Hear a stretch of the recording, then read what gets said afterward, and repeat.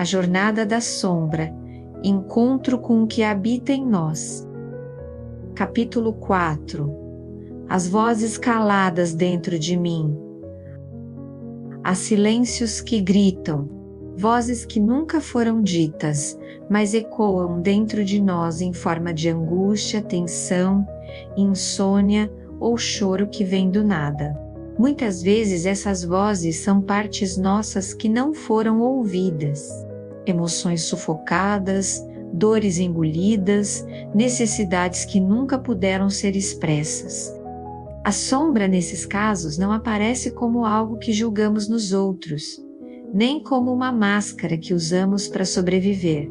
Ela aparece como um buraco, um vazio interno cheio de memórias sem nome, de histórias que o corpo não esqueceu, mesmo que a mente tenha tentado. O que você precisou engolir? Clara chegou à sessão com os olhos marejados. Passei a semana com uma angústia no peito que não sei explicar. Como se algo quisesse sair, mas não consegue. Fico triste, depois irritada, depois cansada, mas não aconteceu nada de ruim. Só que eu estou cheia por dentro e, ao mesmo tempo, vazia. Fizemos silêncio por alguns segundos. Ela colocou a mão sobre o peito, como quem tenta segurar uma onda. E então disse: "Sabe o que é estranho? Eu nunca chorei de verdade pela morte da minha avó. Ela foi como uma mãe para mim. Quando ela morreu, eu fui forte. Organizei tudo, cuidei de todos. Ninguém me viu chorar, nem eu. Ali estava a voz calada. Emoções não desaparecem, elas se deslocam. Desde pequenos, somos ensinados a controlar o que sentimos. Meninos ouvem, engole o choro. Meninas escutam, não faça escândalo. Em muitos lares, tristeza é sinal de fraqueza, raiva é falta de educação, medo é exagero. O resultado, engolimos emoções como quem engole pedras. E com o tempo, o corpo começa a carregá-las, na tensão do maxilar, na gastrite, na insônia, nos ombros doloridos, na ansiedade sem explicação. Na psicologia junguiana, a sombra também guarda essas emoções não processadas. Elas ficam armazenadas no inconsciente, esperando às vezes por anos um espaço seguro para emergir. E é por isso que a terapia não é apenas sobre entender com a mente, é sobre liberar com o corpo, com a alma, com a verdade que a gente tentou esquecer. A dor precisa de testemunha. Clara percebeu que nunca teve permissão para demonstrar fragilidade. Era a filha mais velha, a forte, a que aguenta tudo. Quando a avó morreu, ela entendeu que precisava ocupar o lugar da matriarca. E ali, sem perceber, passou a guardar a dor em silêncio. Se eu chorasse, quem ia segurar os outros? Ela perguntou em voz baixa. A sombra, nesse momento, não era algo feio ou errado. Era a menina que queria colo, a mulher que precisava ser cuidada, a parte dela que nunca teve espaço para se sentir vulnerável. Na terapia, criamos esse espaço, um lugar onde a dor pode existir sem julgamento, onde não é preciso ser forte o tempo todo, onde a emoção não precisa se justificar, porque a dor, para ser liberada, precisa ser vista. As histórias do corpo. Nos encontros seguintes, Clara começou a prestar mais atenção ao próprio corpo. Percebeu que, sempre que falava da família, sentia um aperto na garganta. Quando mencionava o trabalho, a mandíbula travava. E ao falar sobre o casamento, sua respiração ficava curta. Era o corpo contando histórias que a mente havia calado. Jung dizia que o inconsciente não fala com palavras, ele fala com imagens, sonhos, sintomas. E muitas vezes ele também fala com o corpo. A psicoterapia, quando acolhe o corpo como parte do processo, nos ajuda a traduzir esses sinais. E pouco a pouco as vozes caladas começam a ganhar nome, som, sentido. As emoções que aprendemos a negar. Cada pessoa tem um cardápio emocional autorizado pela família ou pelo ambiente em que cresceu. Algumas famílias aceitam a tristeza, mas rejeitam a raiva. Outras aceitam a raiva, mas não a vulnerabilidade. Há casas onde o amor só é expresso com sacrifício. E outras onde a alegria demais parece irresponsabilidade. Nesse cenário, o que fazemos? Aprendemos a amputar partes de nós para sobreviver, a ser só o que é aceito. Mas a alma não se esquece, e chega um momento em que aquilo que ficou de fora começa a pedir passagem, primeiro em forma de incômodo, depois em forma de crise, e então, se temos sorte e coragem, chega a hora da escuta. Clara percebeu que havia passado a vida se adaptando. Foi a mulher forte, mas também a mulher boazinha, a que não reclama, a que não briga. A raiva, por exemplo, era um território proibido para ela.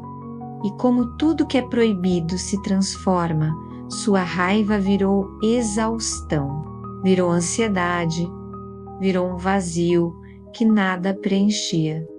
A raiva como expressão de vida.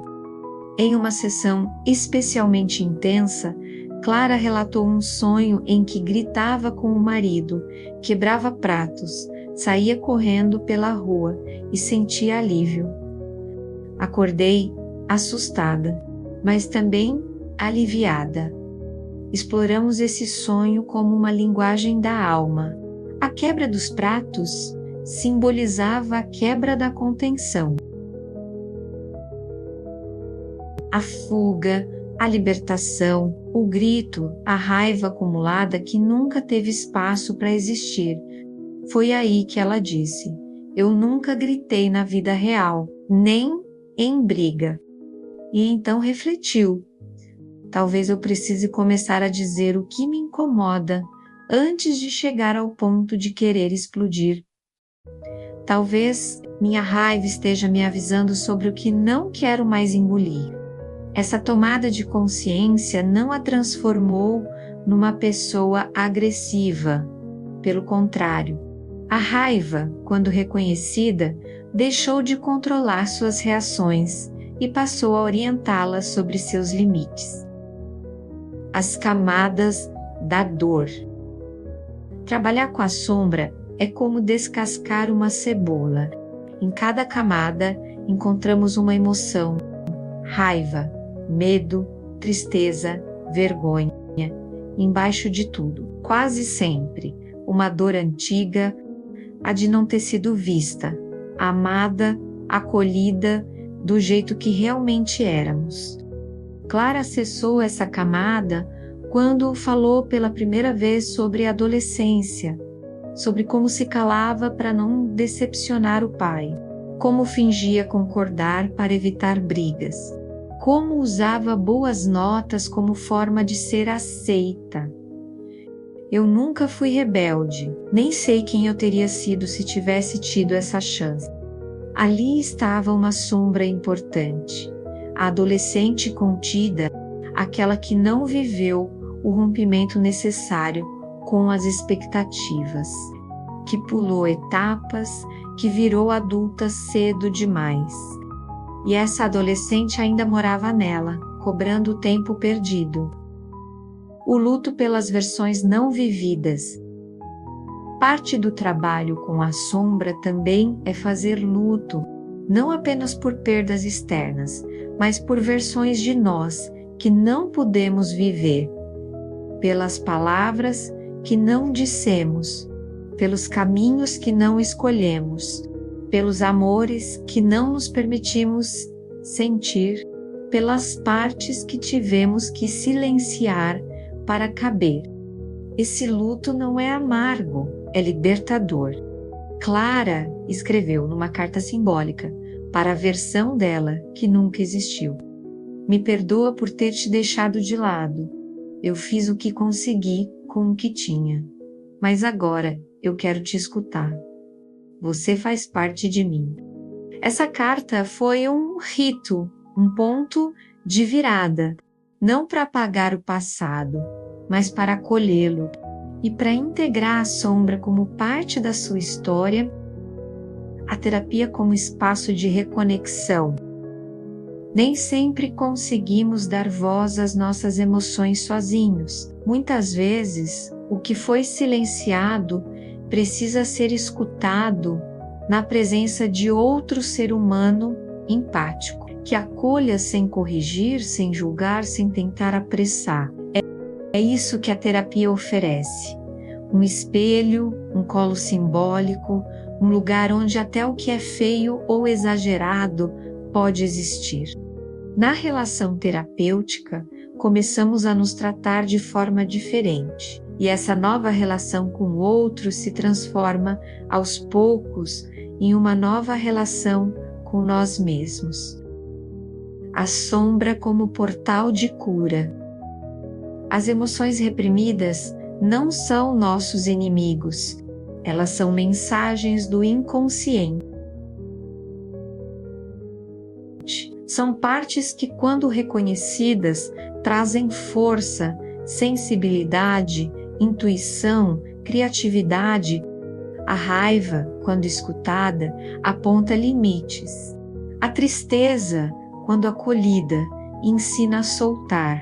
O medo, quando nomeado, revela onde precisamos de apoio. E até a vergonha, quando entendida, mostra as feridas que ainda pedem cura.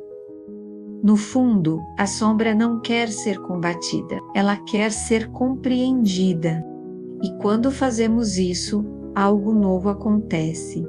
Começamos a viver com mais verdade, com mais presença, com mais inteireza. Uma nova escuta começa. Clara, ao final desse ciclo, não se tornou uma pessoa iluminada. Continuava com dúvidas, com oscilações, com dias difíceis. Mas agora, quando sentia um nó na garganta, não o engolia automaticamente. Quando sentia raiva, não a negava, escutava. Quando se percebia triste, não se culpava, se acolhia. Essa escuta profunda das vozes caladas dentro de nós é o caminho para a individuação. E no próximo capítulo, vamos falar sobre o momento em que a sombra deixa de ser temida e passa a ser reconhecida como fonte de poder. Porque o monstro, às vezes, é só uma parte de nós esperando para ser abraçada. Se este episódio te tocou, curta, compartilhe e siga conosco. No próximo capítulo de A Jornada da Sombra, vamos explorar uma das etapas mais transformadoras dessa caminhada, quando percebemos que o monstro não era monstro, e sim um guardião das partes esquecidas de nós mesmos. Prepare-se para reverter tudo o que você pensava sobre o lado escuro. Nos encontramos no capítulo 5. O monstro não era monstro. Até lá!